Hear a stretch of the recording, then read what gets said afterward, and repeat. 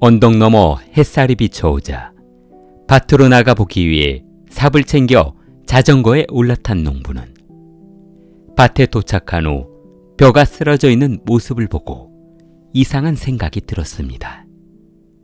그곳은 워낙 외진 곳이기도 했지만 사람 왕래가 없는 곳이어서 벼가 쓰러져 있을 만한 이유가 없었기 때문이었습니다. 농부는 쓰러진 벼 사이를 헤치며 한참을 들어가던 중 바닥에 쓰러져 있는 한 여성을 발견했습니다. 그녀의 머리는 헝클어져 있었으며 실크로 만든 하얀색 치파오를 입고 있었는데 한눈에 보아도 아주 고가의 옷이라는 것을 알 수 있었습니다. 1920년 6월 15일 오전 상하이 쉬자이오 농가에서 시신을 발견한 농부는 너무 무서워 곧바로 경찰에 신고했습니다.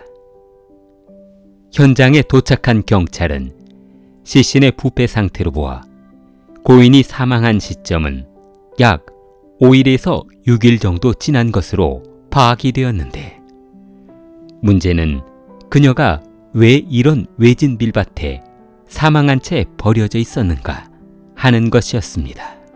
그녀의 목에는 무엇인가로 쥐어진 것 같은 깊은 자국이 선명하게 남아 있었는데 입고 있는 고가의 옷으로 보아 부잣집 딸이거나 화류계에서 일하는 여성일 것으로 생각되었습니다. 섣불리 고인의 출생을 논하기는 이르지만 손바닥에 굳은 살도 없고 피부도 고와 험한 일을 하고 살 만한 사람은 아닌 것 같아 보였습니다. 그런데 한 가지 이상한 것은 고인의 옷차림에 비해 귀금속을 전혀 걸치고 있지 않았다는 것이었습니다. 이 정도 고가의 옷을 걸치고 다닐 정도의 여성이라면 최소한 진주 목걸이나 반지 정도는 하고 다녀야 했는데 목이나 손가락 어디를 보아도 귀금속은 보이지 않았습니다. 그리고 핸드백도 보이지 않았습니다. 경찰은 혹시나 하는 마음에 신분을 확인할 만한 것이 남아있지 않을까 해서 인근 지역을 샅샅이 찾아봤으나 어느 곳도 남아있지 않았습니다. 경찰은 어쩔 수 없이 시신을 병원으로 이송한 후 도시 전체에 방을 붙여 신원을 알아내기로 했습니다. 일단 그녀가 누구인지, 고향은 어디인지, 무슨 일을 하다 실종이 되었는지를 알아야 신원을 확인하기 때문에 사람들이 모일 만한 곳이란 곳에는 빠지지 않고 방을 붙였습니다.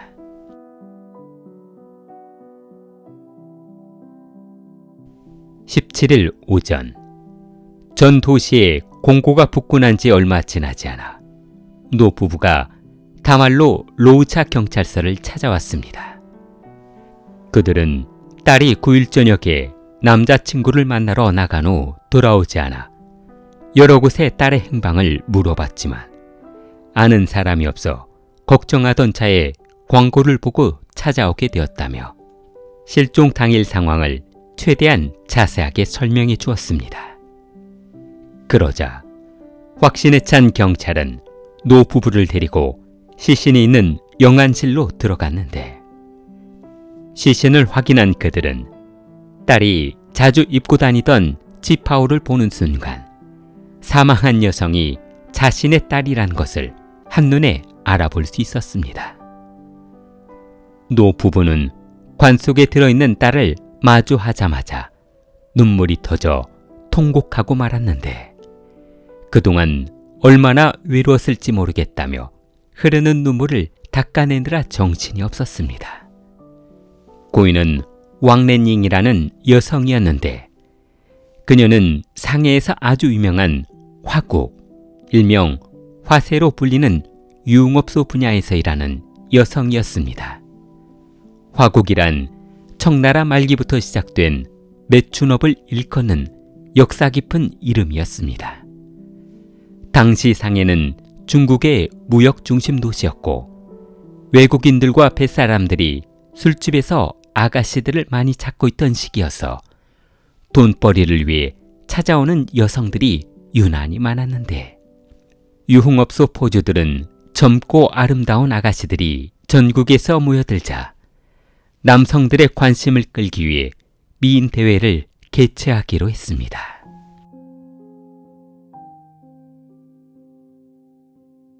(1917년 12월 12일) 처음 대회가 열린 곳은 상해에서 가장 유명한 상하이 뉴월드 호텔이었는데, 첫 대회의 이름은 신세계 미인 대회라는 타이틀로 대회를 치렀습니다. 그곳은 카지노와 클럽, 극장, 아이스링크, 쇼핑몰, 그리고 유명한 식당이 자리를 잡고 있어 대회를 치르기에 아주 적합한 곳이었습니다. 당시에 미인 대회라는 것이 생소하고 미인의 기준도 없었지만 수백 명의 매춘부 여성들이 참여한 대회는 그 자체만으로도 이슈가 되어 사람들의 이목을 끌기 시작했습니다. 왕래닝은 그 미인 대회 4회에 입상한 여성으로 그녀의 인기는 정말 상상을 초월할 정도였습니다.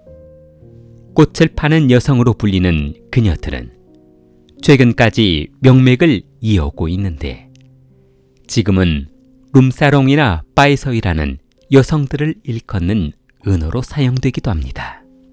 왕래닝은 1901년 항저우 출생으로 그녀의 아버지는 조그만 사업을 하고 있어 집안 생활은 아주 넉넉한 편이었습니다.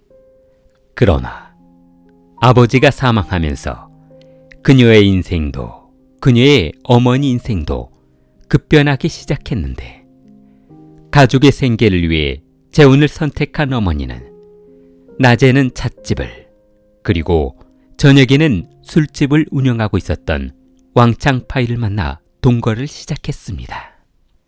왕래닝의 이름도 원래는 왕래닝이 아니었으나 어머니가 재혼하면서 두 번째 아버지의 성을 따라 왕씨로 성을 바꿔야만 했습니다. 래닝의 어머니는 딸과 자신의 인생을 위해 재혼을 결심했으나 남편의 사업은 순조롭지 못했습니다. 하루가 멀다 하고 보호비를 요구하는 폭력배들에게 시달리던 그는 항저우를 떠나 친척들이 자리 잡고 있다는 상해로 향했습니다. 왕창파이의 친척들은 상해 유흥가에서 매춘업을 하고 있었는데, 항저우에서 빚에 시달리고 있다는 창파이의 소식을 듣고 차라리 상해에 와서 같이 사업을 해보자는 제안을 해 가족들이 뜻하지 않게 모두 상해로 올라오게 되었습니다. 친척들의 도움으로 자리를 잡게 된 아버지는 사업이 잘 되자 왕래닝에게 간단한 서빙 일을 도와주라며 작고 소소한 심부름을 시키기 시작했는데, 손님들은 키도 크고 날씬하며 얼굴도 예쁜 왕래닝을 찾기 시작했습니다.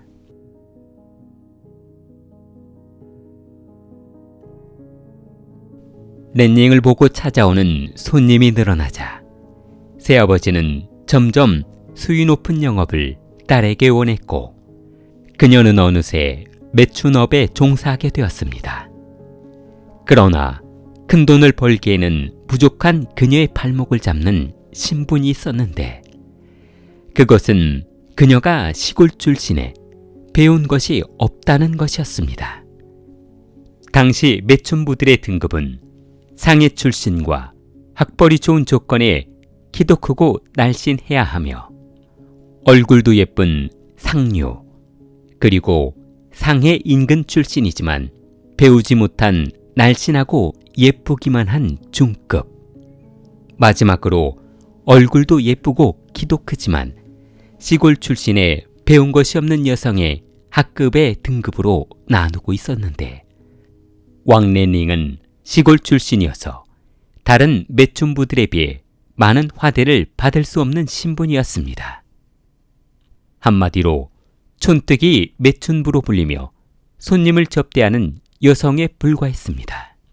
새아버지는 딸을 설득해 이왕 돈벌이를 시작했으면 상급 매춘부가 되어 아버지에게 많은 돈을 벌어다 주는 것이 낫지 않겠냐며 노래를 배우고 악기 다루는 것을 배워 이곳에서 아주 유명한 매춘부가 되라며 딸을 부추겼습니다.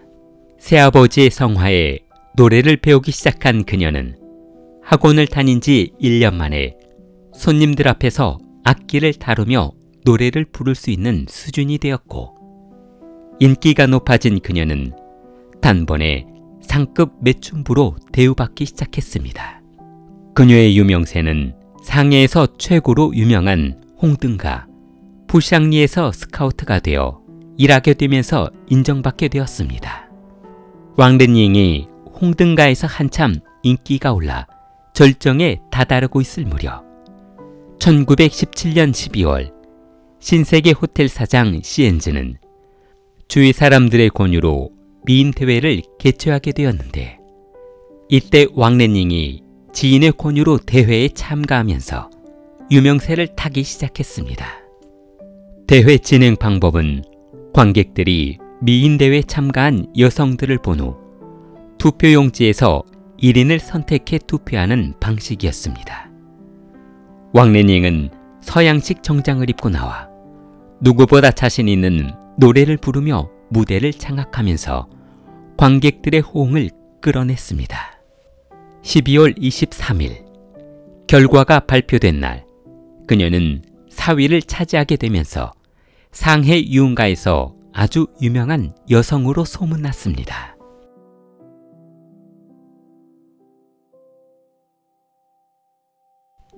한순간에 유명세를 타기 시작한 그녀는 수많은 스폰서들의 유혹을 받으며 행복한 고민을 하고 있었습니다. 그러다 보니 선물 받은 보석이며 직접 돈을 주고 구매한 보석들은 점점 늘어나 싸구려 장신구는 거들떠보지도 않았습니다. 이제 그녀의 목에는 수천만 원에 달하는 아주 값비싼 다이아 목걸이가 매달려 있었고, 손가락에도 각종 보석으로 둘러싸인 반지를 차고 다녔습니다. 주위 사람들은 그런 그녀의 사치스러운 행동이 걱정될 정도였습니다. 그녀의 친척들은 유명세를 타기 시작한 조카를 이용해 호황을 이루고 있었고, 상해에서 내놓으라 할 정도로 돈 많은 남성들의 출입이 잦아지기 시작했습니다. 그러다 보니 그녀는 수많은 남성들로부터 대시를 받게 되었고, 실종된 그날도 한 파티에 초대되어 파티장을 방문한 날이었습니다. 직원들의 진술에 따르면 왕렌닝은 젊은 남성과 주차장에 세워진 고급 승용차를 타고 정문을 나간 것이 마지막 모습이었다고 했습니다. 그날 저녁 왕렌닝을 태우고 차를 몰고 나간 사람은 안루이성이라는 남성이었는데, 그는 중국에서 아주 유명한 복단대학을 졸업한 장래가 촉망되는 부잣집 아들이었습니다. 그런데 그녀는 루이성의 차를 타고 간 날 실종되고 말았습니다.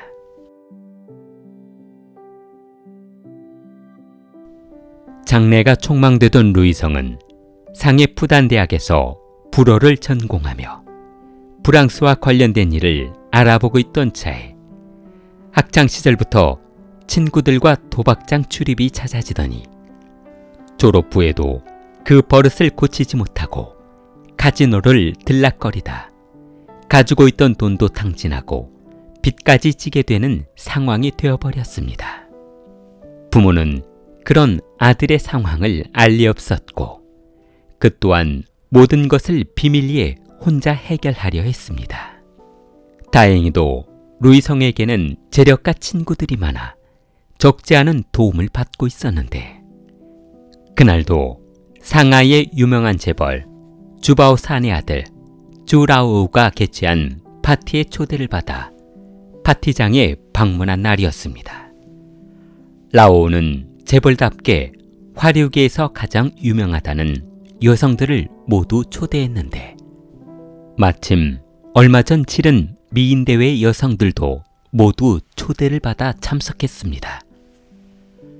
왕래닝도 그의 초대 명단에 들어가 파티에 참석했는데 두 사람의 만남은 이곳 파티장에서 우연히 시작되었습니다. 루이성은 쭈라우가 초대한 파티에 참석은 했지만 머릿속은 오로지 도박빚을 갚아야 할 걱정과 도박에 필요한 돈을 마련하는 것뿐이었습니다. 화려한 조명과 부딪히는 술잔이 요란하던 그날, 눈부시게 아름다운 한 여성이 그의 앞에 다가왔는데 그녀는 바로 왕래닝이었습니다. 소개할 것도 없이 이미 눈빛으로 불타오른 두 사람은 자리를 옮겨 술잔을 기울였는데 그녀는 루이성의 신분이나 학벌에 대한 의심은 조금도 하지 않았습니다. 왜냐하면 쭈라우의 별장에 초대받은 남성이라는 것만으로 이미 그의 신분은 검증을 마친 상태였기 때문이었습니다. 상해에서 최상위층 자제가 아니고서야 이런 성대한 파티에 초대될 수 없다는 것을 어느 누구보다 잘 알고 있었습니다. 그녀는 이번 기회에 그와 인연을 맺게 되어 혼인만 할 수 있게 된다면 아무것도 바랄 것이 없다고 생각했습니다. 그렇게만 된다면 지긋지긋한 억지 웃음을 팔아가며 술잔에 술을 채워야 하는 일도 없을 것이고 고통스러운 돈 문제를 걱정하지 않아도 될 것이기 때문이었습니다. 왕래닝은 이번 기회를 놓치고 싶지 않아 매너도 좋은 그의 애프터 신청을 받아주었습니다. 그러나 정작 그녀에게 호감을 가진 것처럼 보인 안루이성은 그녀를 사랑해서가 아니라 그녀가 가지고 있는 장신구가 탐이 났기 때문이었습니다. 언뜻 보아도 수천만 원을 넘을 것 같은 반지와 목걸이, 그리고 팔찌는 도박 자금을 마련하려고 발버둥치는 그에게 더욱 반짝이는 보석으로 보였습니다.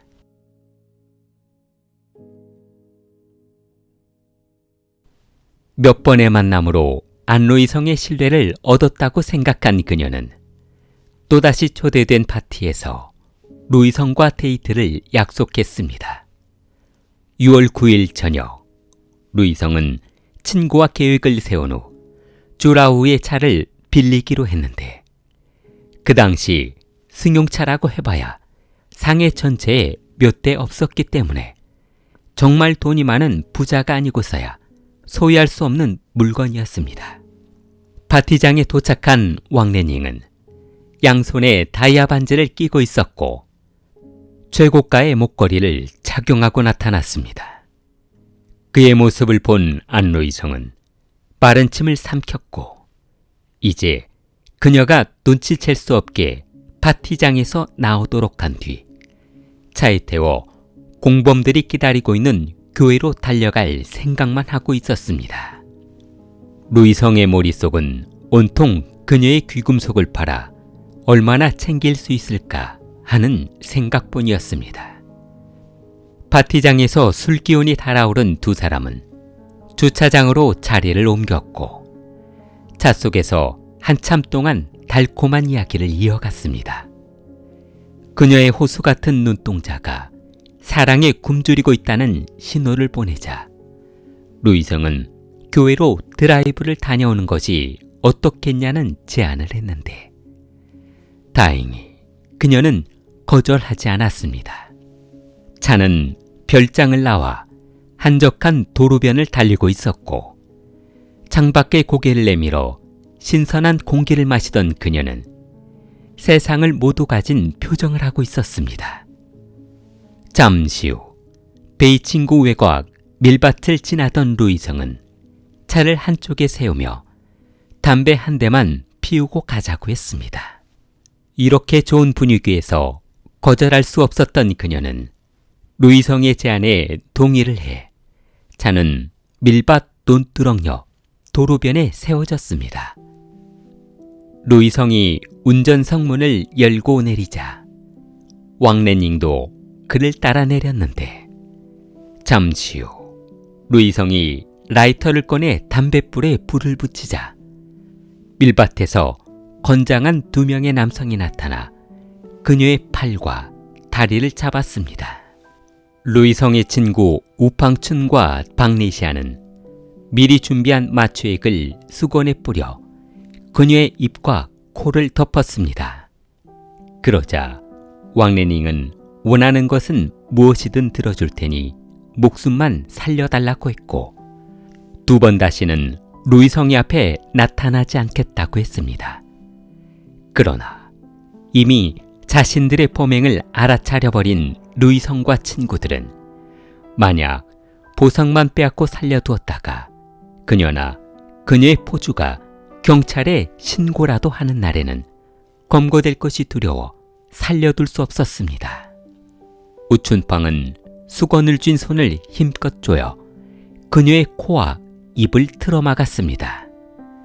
잠시 후 발버둥 치던 그녀의 팔은 힘없이 떨어져 버렸고 밀밭 한가운데로 끌고 들어간 그들은 왕래닝의 몸에서 반지와 목걸이 그리고 팔찌, 귀걸이를 빼내 달아났습니다. 다음 날 오후 그들은 카지노에 들어가 도박할 생각에 들떠 있었고 가지고 있던 물건을 보석 가게에서 작물로 처리하며 돈을 마련해 카지노가 오픈하자마자 들어갔습니다.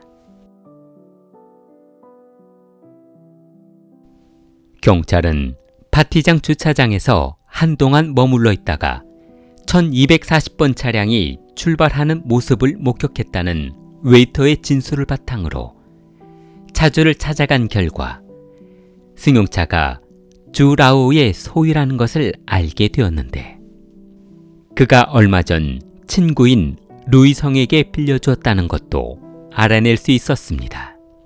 도박장에서 또다시 가진 돈을 탕진한 루이성은 부모로부터 경찰이 자신들을 추적하고 있다는 사실을 연락받고 슈조우로 도망갔는데 그가 절실한 가톨릭 신자라는 사실을 알게 된 경찰은 주말마다 성당에 예배를 드리러 간다는 루이성을 추적했으나 그의 모습은 보이지 않았습니다.